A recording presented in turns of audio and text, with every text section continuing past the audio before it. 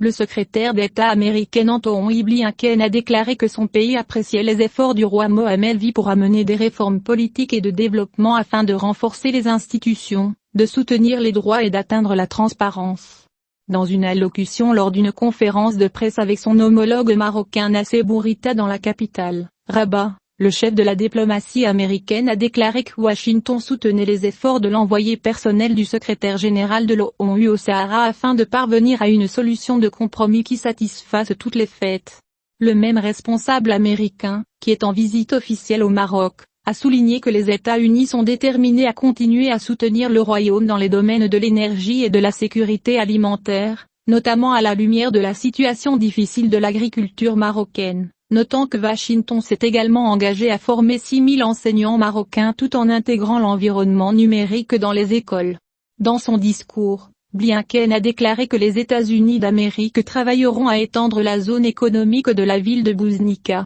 En outre, les responsables des ministères américains de l'Intérieur et de l'Économie travailleront avec leurs homologues marocains pour faire face aux répercussions de la sécheresse. Au cours de la conférence susmentionnée, il a déclaré que les États-Unis d'Amérique lanceront un partenariat de 3 millions de dollars avec la Fondation Pasteur pour améliorer la sécurité sanitaire des Marocains et renforcer les institutions. Washington a annoncé qu'il continuait de considérer le programme d'autonomie du Maroc comme sérieux et crédible ainsi que réaliste, une approche potentielle pour répondre aux aspirations du peuple du Sahara. Le département d'État a souligné que Washington soutient Staffan de Mistura, envoyé personnel du secrétaire général des Nations Unies, dans la conduite du processus politique au Sahara sous les auspices des Nations Unies. Lundi soir, Anthony Blinken est arrivé au Maroc dans le cadre d'une visite de travail. À son accueil à l'aéroport de Rabat Salé, le responsable américain a retrouvé Nassef Bourita, ministre des Affaires étrangères, de la coopération africaine et des Marocains résidant à l'étranger.